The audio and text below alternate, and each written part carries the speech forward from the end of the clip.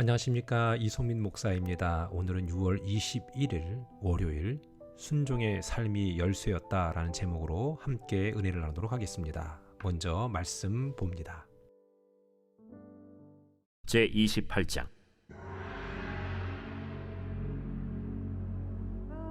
이삭이 야곱을 불러 그에게 축복하고 또 당부하여 이르되, 나는 가나안 사람의 딸들 중에서 아내를 맞이하지 말고 일어나 밧단 아람으로 가서 내 외조부 브두엘의 집에 이르러 거기서 내 외삼촌 라반의 딸 중에서 아내를 맞이하라.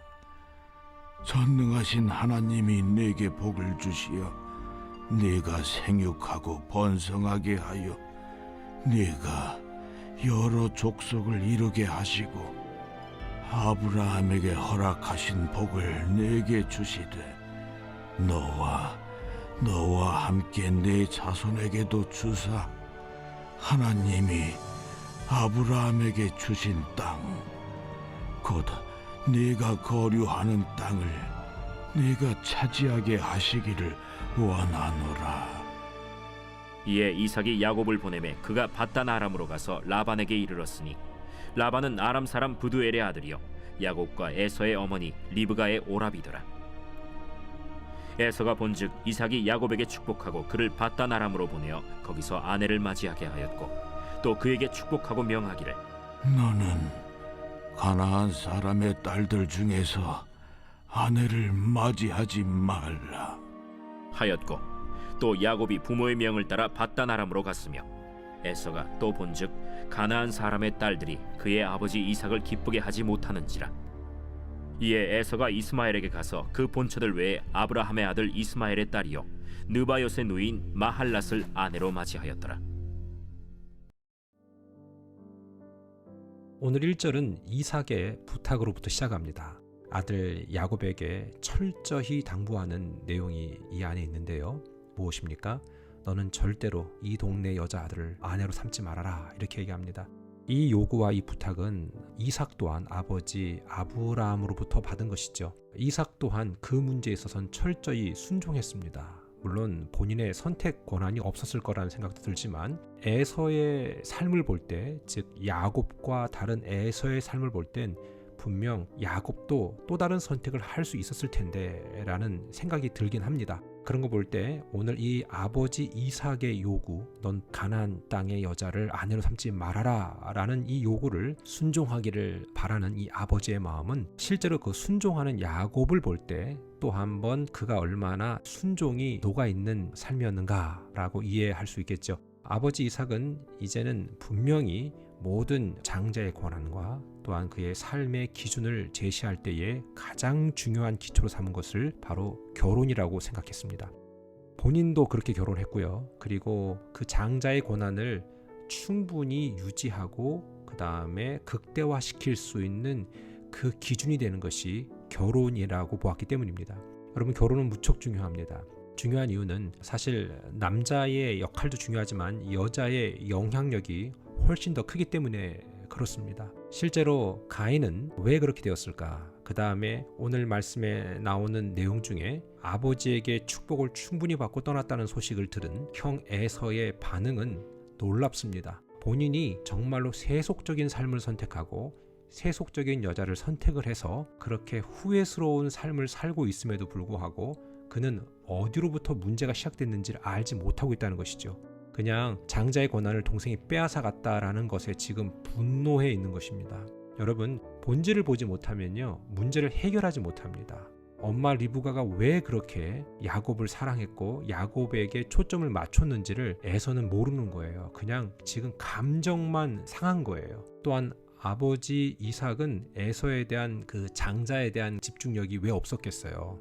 하지만 그럼에도 불구하고 오늘 1절을 보면 이삭이 야곱을 불러서 신신당부하는 모습을 볼 때에 이제는 아버지 이삭도 완전히 둘째 아들 야곱에게 모든 것들을 일임했구나, 모든 것들을 다 이양했구나 라는 모습을 볼 수 있습니다. 그러면서 3절 4절에 보면 전능하신 하나님이 내게 복을 주어서 이렇게 되기를 원한다 라고 구체적으로 얘기해주고 있지요. 그러면서 2절에 보면 너는 어디로 가라? 외조부 부두엘의 집에 가라. 외삼촌 라반의 딸들 중에서 아내를 맞이하라 라고 매우 구체적인 제안을 합니다.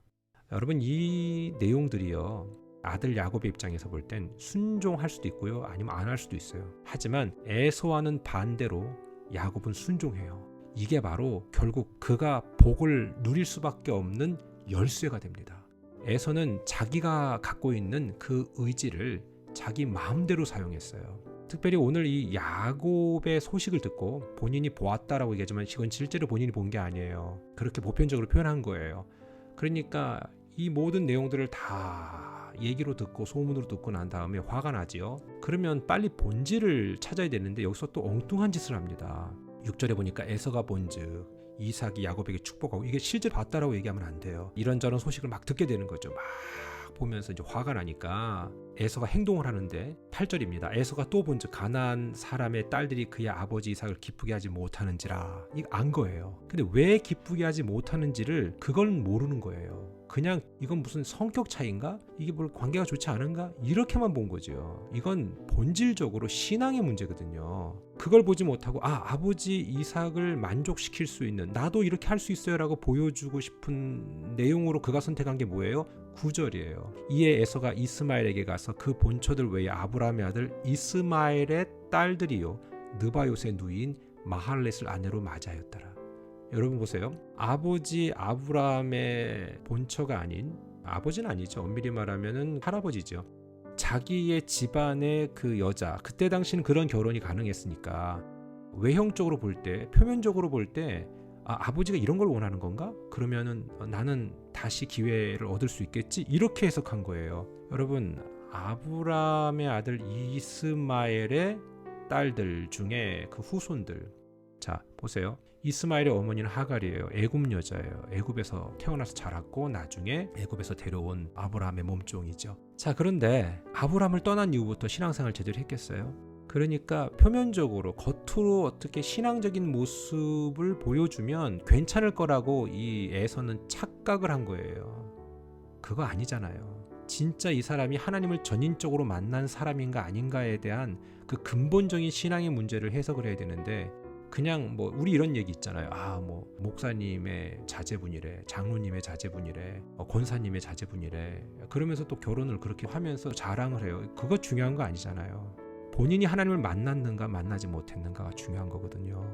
순종의 삶이 열쇠였다라는 제목으로 오늘 말씀을 나누고 있습니다.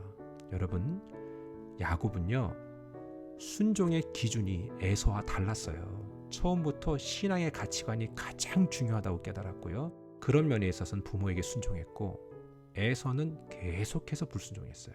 실제로 에서는 오늘 성경에 나오는 것만 결혼을 3번을 하게 됩니다. 결혼을 많이 했다는 것이 문제가 아니라, 문제는 본인이 누군가를 선택할 때 그 기준이 여전히 어디로부터 문제가 됐는지를 모르고 있다는 거죠.